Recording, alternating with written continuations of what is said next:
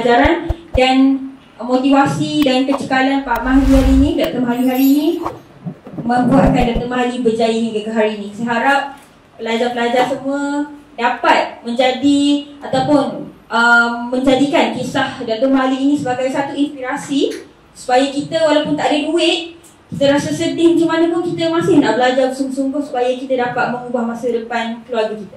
Boleh Okey, saya ingin semua menepuk satu tangan gemuruh kepada Dr. Mahdi.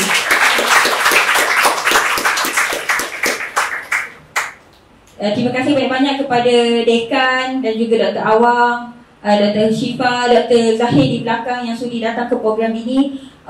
Sangat berjaya ya, saya tengok banyak pelajar yang datang juga. Dan sebelum saya mengakhiri majlis ini, saya ingin memberi peluang kepada Dr. Dekan kita, Dekan kesayangan kita, Profesor Madya, Dr. Sazali Musafai untuk memberi sepatah kata. Dipersilakan.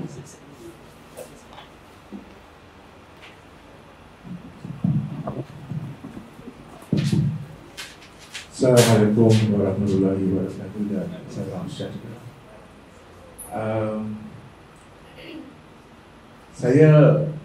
Yang saya hormati sahabat saya Dr. Mahdi, sahabat saya juga Syifa, dan juga sahabat saya juga Dr. Awang, teman-teman, para pelajar yang saya kasih sekalian.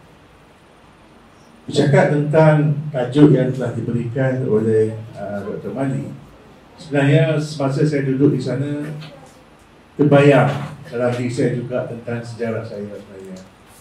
Right? Saya percaya bahawa setiap orang itu mempunyai sejarah masing-masing, dan tahap kita nak capai itu is a process making of lah. Maksudnya kita akan melalui perkara-perkara yang sama juga, jalan sama perjalanan, sebab selagi kita bernafas, selagi kita bernyawa, kita akan sampai ke satu tahap. Tahapnya berbeza-beza. Alright, kalau di Indonesia mungkin lain caranya, kalau di Malaysia mungkin lain caranya, kalau di Amerika mungkin lain caranya, kalau di Eskimo lain caranya, tetapi tetap sejarah. Saya cuba reflect diri saya jugalah pasal pengalaman orang yang selalu berhijrah ni, kita selalu berjaya kebanyakannya berjaya. Berjaya bukan dikira dari segi uang. Alright, bukan hanya uang, maksudnya kaya, bisnes yang berjaya, bukan. Yang paling penting sekali ialah kita hijrah mental, fizikal kita. Kalau kita pergi tahap seperti mana yang paling tinggi pun, tapi dalam diri kita masih lagi sikap tidak bagus, pemikiran kita masih lagi negatif, tidak guna juga. Bagaimana diri kita yang paling penting sekali memberi manfaat kepada persekitaran. Itu yang paling penting sekali. Kalau duduk di kampung pun tidak memberi manfaat, berhijrah pun tidak memberi manfaat, tidak guna juga. Tapi kalau kita berhijrah, kita dapat pengalaman yang baik, maka kita kembangkan apa yang kita hijrah, kita dapat daripada pengalaman itu, memberi kesejahteraan kepada persekitaran kita. Itu yang paling penting. Bukan hanya kepada manusia, kepada binatang pun kita boleh memberi sumbangan. Kepada pokok, tanaman, rumput pun kita boleh bagi sumbangan. Jadi di mana kita pergi, kita boleh memberi. Contohnya, kalau orang tebang pokok, kita tanam pokok. Orang buat binatang yang teruk, kita memelihara binatang dengan cara yang baik. Contoh katanya. Jadi kalau ke mana pergi pun, pada konsep saya lah, memberi manfaat kepada persekitaran kita dalam berbagai-bagai bentuk. Balik kepada sahabat saya yang jauh perjalanan daripada kampung Kerinci, saya sempat Google tengok juga kampung. Saya banyak ke Indonesia sebenarnya, tapi belum kesampaian ke Kerinci lagi. Jadi bukan hanya Kerinci saja, maksudnya perjalanan yang menarik, tapi juga tempat-tempat lain juga. Kalau kita berhijrah sebelah kampung pun satu hijrah juga, betul tak? Jadi hijrah diri kita tu penting buat saya. Dalam sejarah Islam pun mengatakan Nabi Muhammad pun berhijrah daripada Madinah, daripada Mekah pergi ke Madinah, dan berlakunya banyak sejarah-sejarah yang hebat bermula dari situ. Berhijrah tak semestinya kita berubah dari segi sikap kita. Konten dalam diri kita, hati, budi kita mesti lagi kuat. Sebab orang berhijrah ni merupakan orang yang hebat sebenarnya. Berhijrah fizikal dan juga berhijrah dengan jiwa sebenarnya. Dan segala yang diceritakan oleh sahabat saya tadi, saya pun mempunyai sejarah yang panjang. Cuma saya tidak melakar.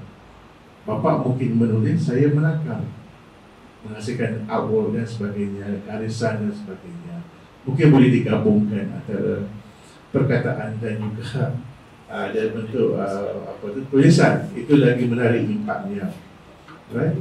Jadi saya pun tak nak berucap panjang. Jadi sekali lagi saya ucapkan tahniah, semoga sukses ya. Saya doakan sahabat-sahabat kita dan sama juga sahabat-sahabat kita daripada Indonesia, bukan hanya di Muhammadiyah saja, kawan kita ramai di sana sebenarnya. Sejarah pun banyak menunjukkan kita ni mempunyai perhubungan yang erat ya, antara Indonesia, Malaysia, satu rumpun sebenarnya. Jadi kepada anak-anak ataupun kepada Abang Fajar yang ada kerapangan masa akan datang, ada kemampuan, pergilah ke berjalan di Indonesia sebenarnya. Banyak perkara yang kita boleh belajar di sana. Jangan lihat kita hebat, semua tempat hebat. Kalau kita lihat, kita pergi negara miskin pun, Afrika pun ada kehebatan mereka. Kena buat, kena kikis sikap, ego dan sebagainya. Pergi niat nak belajar. Itu yang akan memberi kita peluang untuk kita belajar sesuatu. Melihat orang miskin kan, satu, kalau kita tak belajar maka kita tak merasa apa-apa. Tapi dengan orang miskin je kita belajar something. Bagaimana bersikap sederhana dan sebagainya, pembaziran dan sebagainya. Banyak perkara dalam dunia ni kita boleh belajar sebenarnya. Tapi bergantung kepada kepekaan kita lah. Kalau kita tak peka, cuba lihat, cuba lihat ataupun cuba tengok, tapi kita tak fokus, tengok saja lah. Kita biar tengok saja kan, lihat saja, tetapi tidak ada touching down, chemistry, apa yang berlaku, itu tidak enak, tidak baik. Jadi saya berharap supaya sesi ini memberi satu pendedahan yang baik dalam jiwa kita sebenarnya. Kita boleh mendengar, tapi apakah dia mengetuk pintu hati kita? Orang yang berhijrah sehingga berjaya, alhamdulillah, dan bukan berjaya saja, boleh menyumbang dan memberi manfaat. Dan hari ini anda mendapat manfaat daripada perkongsian yang telah diberikan oleh sahabat saya, dan semoga satu titik perubahan akan berlaku pada diri anda juga. Jadi saya lagi sekali saya terima kasih di atas perkongsian ini. Semoga para pelajar akan mendengar dengan begitu bersemangat dan memberi satu impak yang baik kepada kami semua. Terima kasih. Assalamualaikum warahmatullahi wabarakatuh.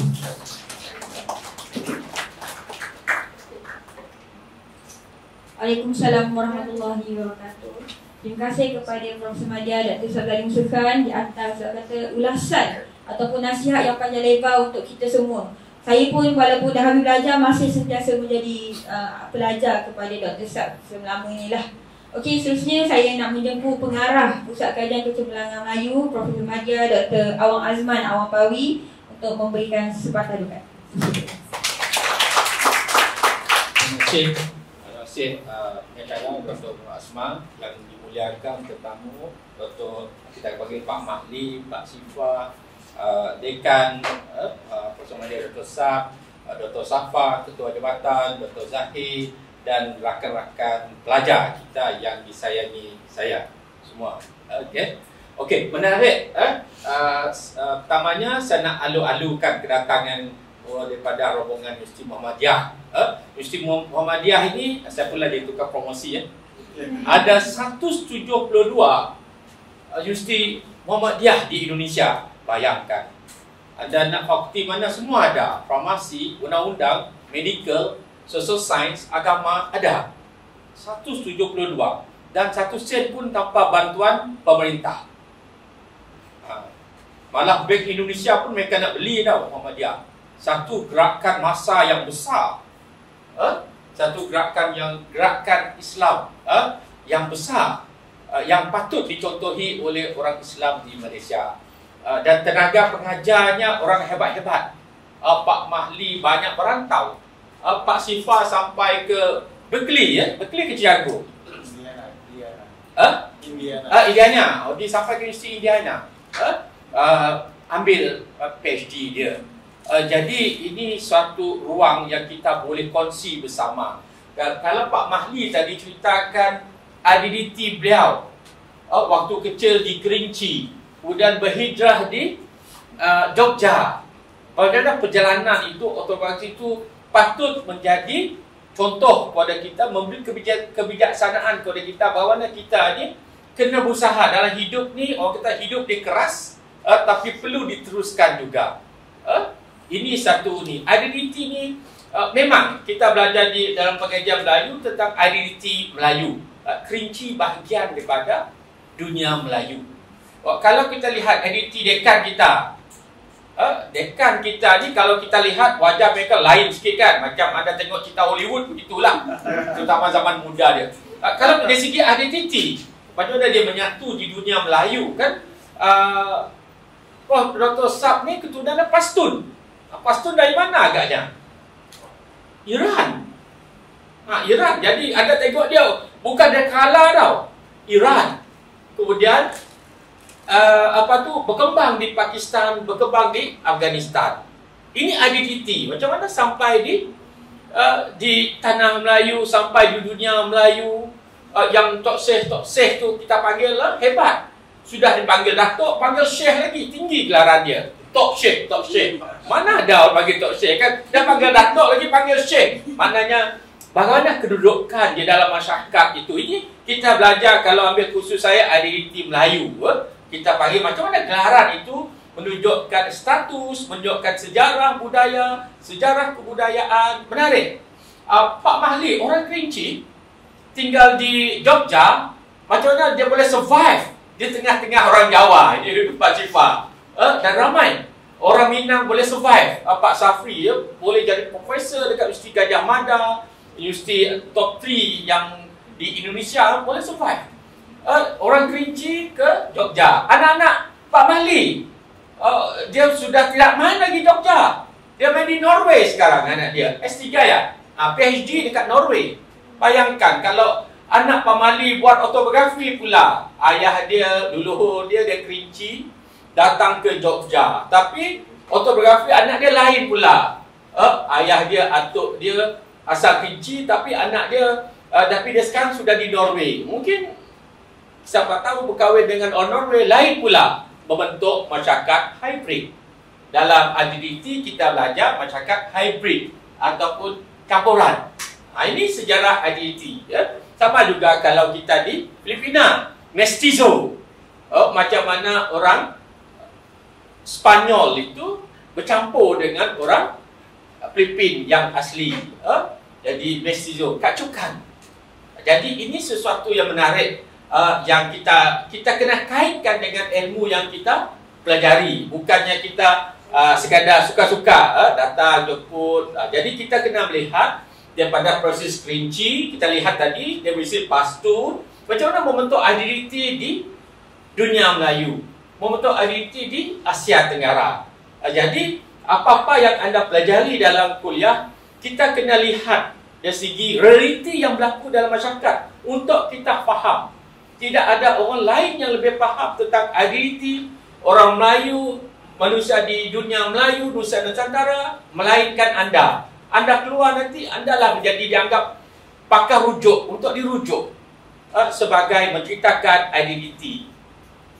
Jadi ini sesuatu yang amat kita alu-alukan, dan barangkali kalau anda mengambil khusus identiti, barangkali anda diminta bagaimana identiti keluarga anda berkembang. Sama ada bentuk hybrid, misalnya Pak Mahli, orang Kerinci campur Jawa.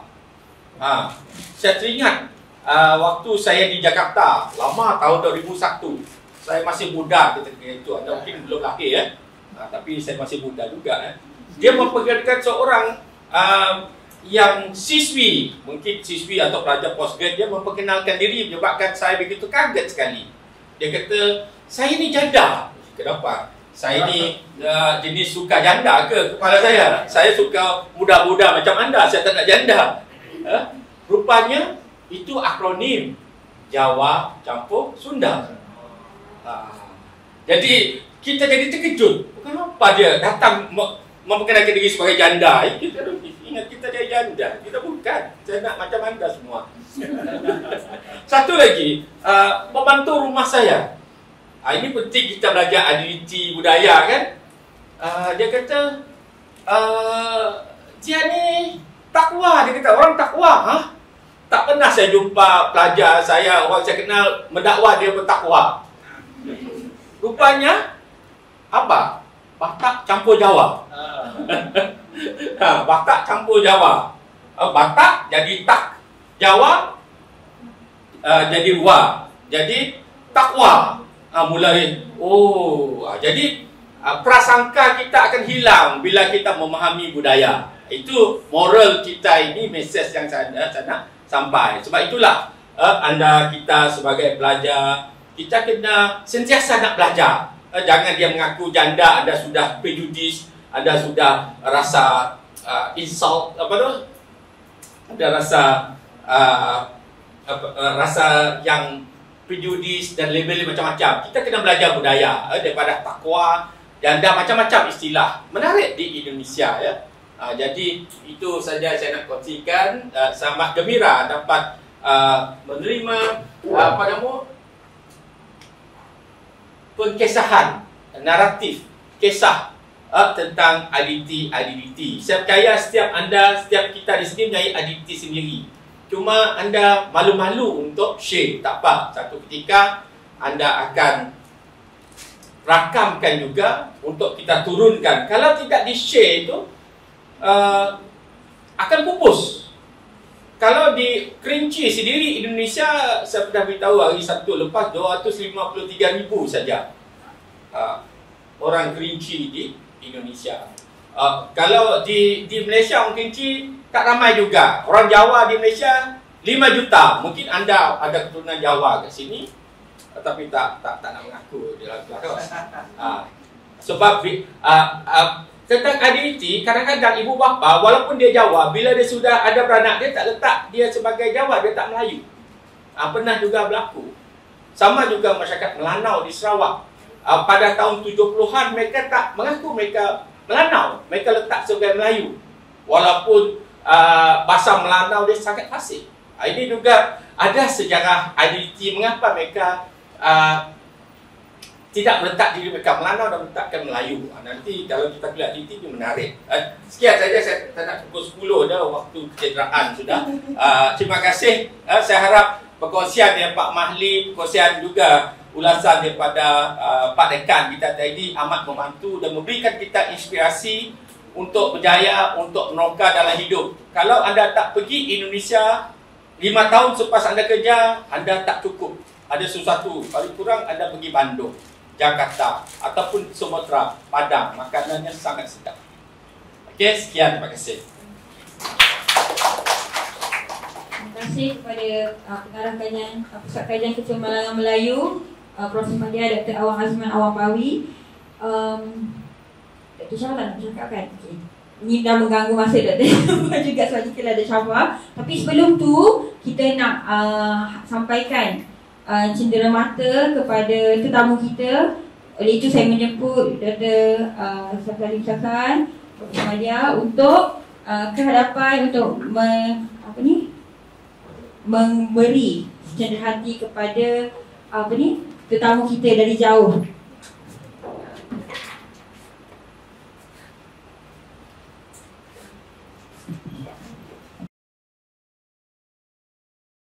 Dr. Nurul Asma Akmal dan Dr. Ahmad Jairuddin Muhammad Labidi, yang saya hormati Dr. Syifa, kolega saya dari Universitas Muhammadiyah di Jakarta, serta teman-teman sekalian, kawan-kawan, pelajar, mahasiswa Akademi Kajian Melayu yang cantik-cantik dan yang ganteng-ganteng.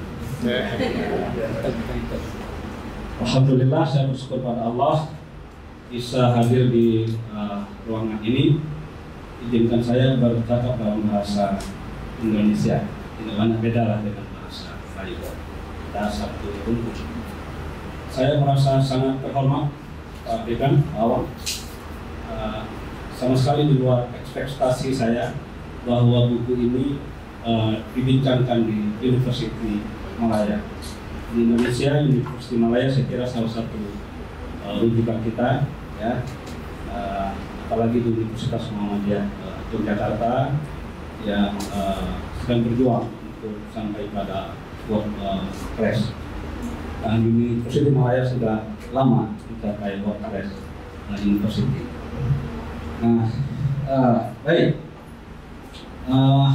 Saya berasal dari pada Kerinci. Kerinci sebuah distrik yang menarik karena dia juga nama gunung tertinggi di Indonesia, Gunung Kerinci.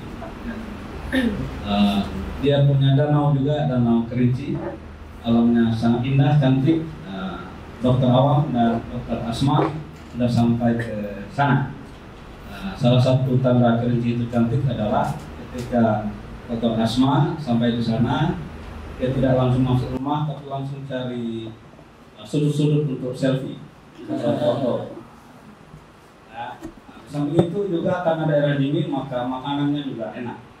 Ya, semua yang kita makan terasa nikmat di Kerinci. Nah, walaupun saya cinta dengan Kerinci, tapi saya sudah keluar dari Kerinci sejak umur 12 tahun. Saya tamat dari sekolah dasar tahun 1979, lalu merantau ke Jawa, ke Yogyakarta untuk masuk SMP. Lalu lanjut dengan SMA. Nah, selepas dari SMA, saya tidak bisa lanjut pendidikan, tidak bisa sekolah karena orang tua saya angkat bendera putih. Maknanya secara sosial ekonomi tidak mampu untuk membiayai saya. Maka saya kemudian survival di Jogja dengan sebuah harapan pada masa yang akan datang bisa lanjut sekolah. Saya bekerja 1 tahun dan kemudian tahun 1986 saya bisa kuliah di Universitas Muhammadiyah Surakarta. Di sana saya kemudian selesai dan mendapatkan jodoh seorang gadis Jawa. Ya. Gadis Melayu tak ada yang mau dengan saya waktu itu ya. Nah, lalu saya kembali ke Jogja dan menjadi dosen dan sarah di Universitas Muhammadiyah Yogyakarta. Sampai sekarang saya sudah di Jogja dan sekitarnya baru 45 tahun. Nah, walaupun saya sudah lama meninggalkan Yogyakarta, tapi cinta saya kepada tanah kelahiran Kerinci tidak bisa dihilangkan. Ya. Ada begitu banyak keindahan, suka dan duka yang selalu saya bawa sepanjang hidup saya. Nah, karena saya mulai suka menulis dan menemukan format yang cocok ya, mungkin sejak 3 tahun yang lalu, maka saya mulai menulis sebenarnya mozaik autobiografi berdasarkan penggalan cerita yang setelah digabungkan menjadi satu periode dari biografi tersebut. Nah, nanti saya akan ulas lebih lanjut teknis penulisannya. Nah, dari 20, jadi saya mulai dari episode di kampung halaman. Lalu saya menulis setiap minggu, 1 minggu rata-rata 1 sampai 2 tulisan, dan kemudian tinggal masukkan ke folder-foldernya. Folder kampung halaman sudah jadi 1 buku. Sejumlah 25 tulisan. Nah, lalu diurutkan sesuai dengan kronologi ya. Pertama, buku ini berkisah tentang orang-orang terdekat saya. Kalau sudah di-share PDF-nya gitu. Nanti di-share ya. Jadi bab 1 dengan tajuk orang-orang terdekat. Tulisan pertama berjudul Indo. Indo adalah panggilan saya untuk ibu saya. Saya tak tahu di sini mungkin mama ya, mama, Ibu. Indo, ibu. Di Minangkabau juga orang memanggil Indo. Saya bercerita tentang ibu saya sesuai dengan yang saya alami. Jadi secara metodologis dia merupakan auto etnografi, saya menceritakan yang dialami langsung. Maka dia menjadi data primer. Dia walaupun data primer, tapi dia ditulis dengan rasa, ditulis dengan perasaan. Ini bedanya dengan tulisan ilmiah murni. Ilmiah murni itu bercerita data, lebih kering ya narasinya. Nah kalau ini berdasarkan data, tapi diceritakan dengan rasa. Maka ketika menulis dan kemudian membaca lagi, karena ditulis dengan penuh perasaan, maka kadang-kadang juga berlinang air mata. Paham ya, berlinang air mata. Kalau bisa bercerita tentang ibu saya, yang saya tinggalkan sejak saya tamat dari SD tadi. Dan jarang bertemu. Kenapa jarang bertemu? Karena saya baru bisa pulang ke Kerinci dari Jogja. Jarak dari Jogja ke Kerinci sekitar 2000 km. Ya. Baru bisa pulang jangka waktu 2 tahun sekali. Kenapa tidak bisa pulang? Karena keterbatasan budget. Ya, dijatah oleh keluarga 2 tahun sekali. Jadi intensitas pertemuan dengan Indo ini agak jarang. Maka yang intensitas pertemuan banyak pada masa saya masih di kampung halaman. Cerita tentang Indo. Ya. Yang kedua, orang-orang terdekat ini bercerita tentang Upok. Upok ini adalah dialek Kerinci untuk bapak. Bapak dipanggil Upok. Ayah saya bernama, ibu saya tadi bernama Hajjah Sawibah bin Haji Muhammad Nuh. Ayah saya bernama Haji Zainuddin bin Haji Muhammad Adam. Nah, ayah saya ini seorang pegiat masyarakat, seorang tokoh adat. Dia punya gelar Depati Tago. Maka saya menulis nama saya Haji Zainuddin Tago. Tetapi dia juga seorang buya. Dalam bahasa Malaysia buya ulama. Alumni dari perguruan Sumatera Tawarib Padang Panjang. Ini sebuah perguruan yang sangat terkenal pada masa kolonial. Bahkan banyak orang Jawa, orang Malaysia, orang Semenanjung juga sekolah di situ. Tetapi setamat dari Padang Panjang tahun 1934, Upok ini pulang ke Kerinci. Dia tidak berminat merantau. Nah, kenapa? Karena Kerinci waktu itu makmur secara ekonomi, sehingga banyak pendatang yang datang ke Kerinci menjadi buruh migran worker, ya. Sehingga kemudian beliau tinggal di kampung halaman. Lalu berikutnya saya bercerita tentang kakak Tuo. Kakak Tuo itu adalah kakak saya. Saya adalah anak bungsu dari 14 bersaudara. Tapi ketika saya lahir tinggal 10 orang. Nah, hari ini tinggal 3 orang lagi. Kakak tertua saya, kakak nomor 2, dan saya sebagai anak bungsu.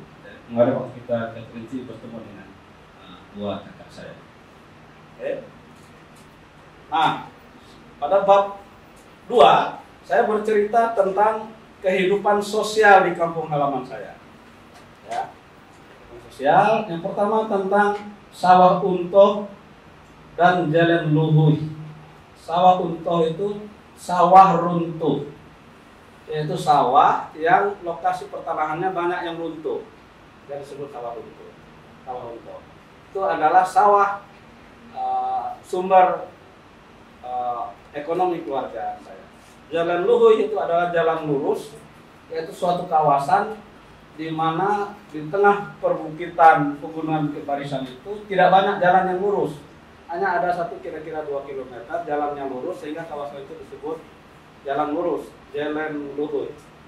Nah, di situ ada ladang keluarga saya. Nah, semasa di kampung halaman, saya mengalami menjadi petani tradisional. Ke ladang, ke sawah, mencangkul, menanam padi, memanen, dan seterusnya. Lalu kemudian saya bercerita tentang Baramulo ini pada bagian 2, bercerita tentang pengalaman kehidupan keagamaan di kampung halaman, bagaimana belajar mengaji, ya, belajar sejarah Nabi, dan seterusnya. Lalu saya bercerita tentang jembatan Berayun. Mungkin akan lebih apabila saya bisa tayangkan, ada di file ya, biar ada gambarnya jembatan Berayun ini. Ya. Mohon maaf.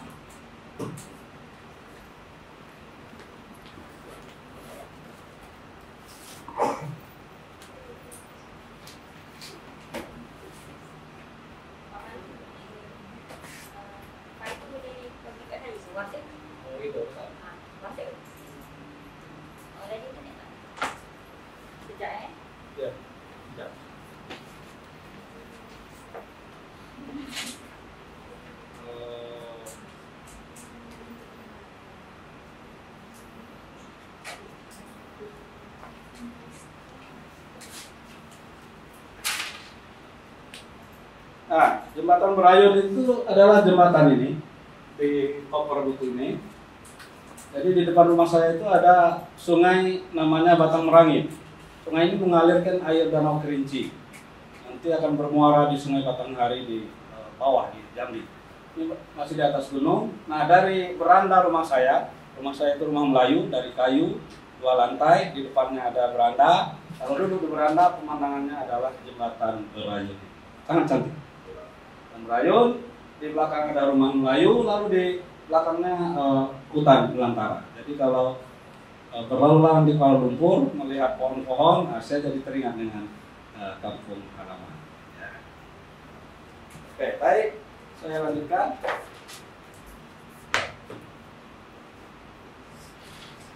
Jembatan Berayun. Lalu tentang sekolah. Ini cerita tentang bagaimana pendidikan di kampung halaman saya. Orang Kerinci secara ekonomi pada masa kolonialisme sampai kemerdekaan itu makmur. Dengan komoditas pokok adalah kayu manis, cinnamon, tahu ya, cinnamon dan kopi. Maka generasi kakek saya dan ayah saya hampir semuanya haji. Dari mana? Dari hasil kulit manis dan kopi tersebut. Ada masa di mana satu desa kecil ini yang haji 1 tahun 50 orang. Berangkat haji semuanya. Karena mahalnya harga kulit manis tersebut. Dan ada masanya separuh dari populasi itu adalah para pendatang sebagai migrant workers di Kerinci, khususnya di kampung saya. Lalu pada pergantian abad ke-19, abad ke-20 ke 21, tahun 1990-an terjadi krisis ekonomi, harga kulit manis jatuh, demikian juga kopi. Maka kampung halaman saya, tanah kelahiran yang tadi ramai oleh pendatang, sepi. Para pendatang pergi dan orang Kerinci sendiri pergi merantau dan paling banyak adalah ke Malaysia. Antara lain di Hulu Langat. Itu yang kemarin saya datang ke sana. Ya. Nah, hari-hari ini sudah sedikit berkurang yang ke Hulu Langat. Karena apa? Karena harga kulit manis, kopi sudah mulai naik lagi. Tetapi ada bagian dari Kerinci lainnya yang tidak punya kulit manis dan kopi, karena dia berada di kawasan yang padat penduduk di kota, di tengah itu. Maka mereka masih banyak merantau ke antara lain ke Malaysia. Untuk diketahui di University Malaya ini ada sekitar 200, terutama cleaner ya, itu adalah orang Kerinci. Ya, kalau saya bertemu mereka, saya bisa cakap dalam bahasa Kerinci. Baik. Kemudian berikutnya pada bab 3 saya menulis tentang para perintis masa depan.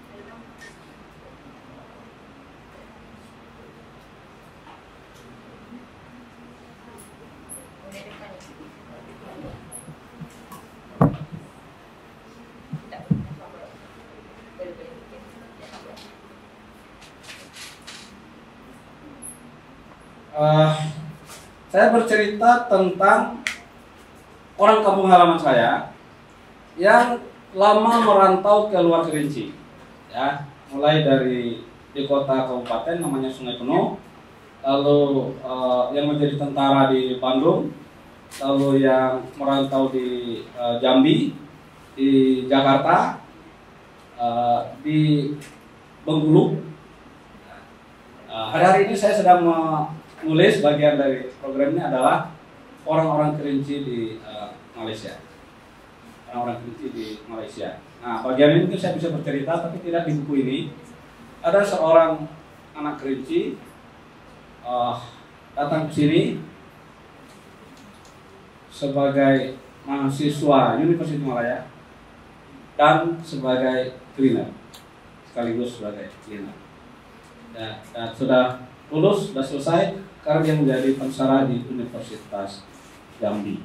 Nah, di belakang success story dia sebagai pensara itu ada riwayat bagaimana dia berjuang. Keluarganya masih di sini, tapi dia punya visi pendidikan yang jauh sehingga kemudian bisa menjadi pensara. Nah, itulah outline dari buku ini. Nah, kembali ke tadi bagaimana teknik penulisannya. Dia bukan buku sejarah yang ditulis runtut dari awal sampai akhir, dan biasanya membacanya juga lebih kering, ya. Nah, dia lebih sebagai mozaik. Kita cerita tadi tentang satu topik.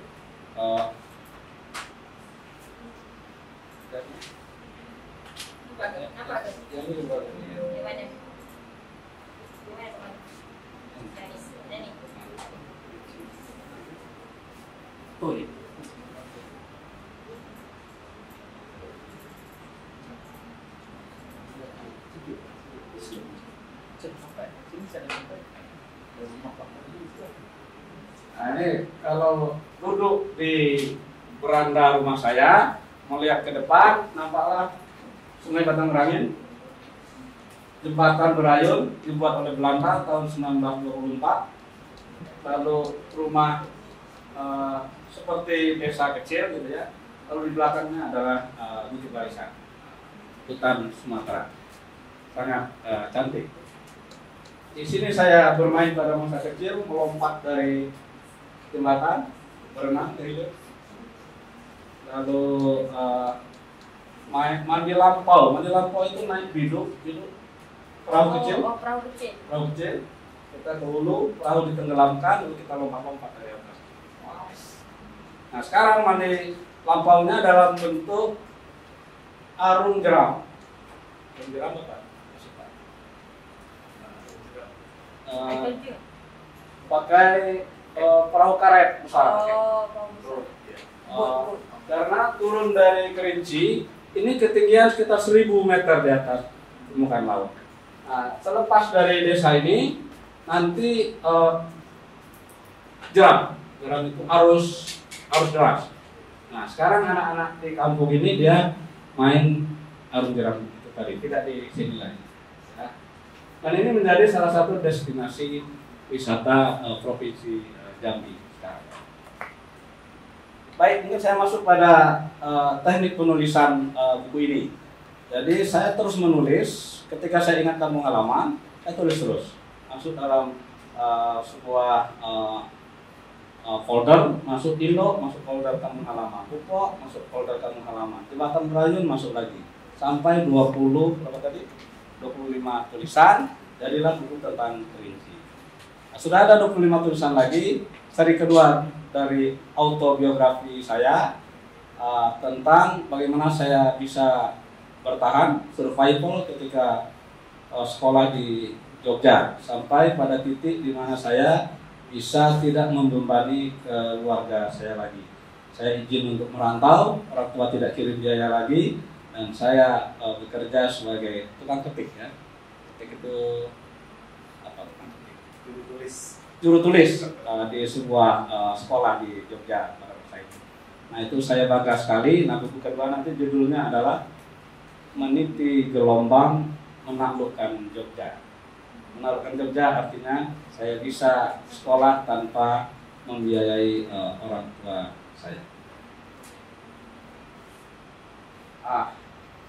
Lalu berikutnya, sebelum mungkin nanti kalau ada pertanyaannya, ada dialog, saya menulis maksimal rata-rata 10 paragraf saja, 10 alinea, 10 paragraf.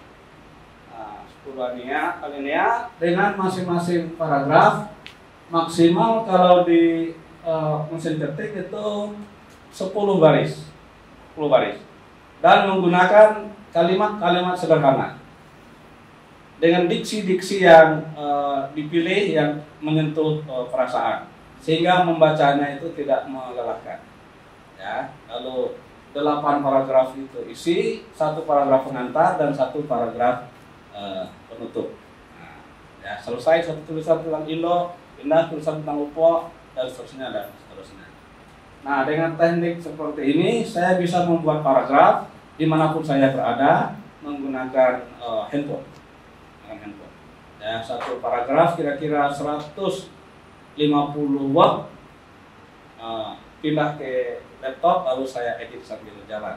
Perjalanan saya ke Malaysia hari ini saya sudah dapat 6 paragraf. Insya Allah nanti sampai di Jogja ada tulisan tentang perjalanan ke Malaysia, termasuk pada hari ini saya merasa sangat terhormat bisa presentasi di University Kebanggaan, University Malaya.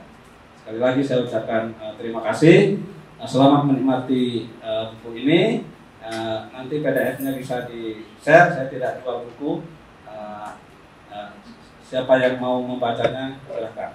Kalau berminat bisa bergabung dengan Facebook saya, karena setiap minggu saya minimal 1 tulisan saya share. Saya kira seperti itu yang bisa saya sampaikan, mudah-mudahan bermanfaat. Barangkali kalau ada respon saya akan sangat terima kasih. Kalau ada jam yang patah jangan disimpan di dalam peti. Kalau ada kata saya salah jangan disimpan di dalam hati. Assalamualaikum warahmatullahi wabarakatuh.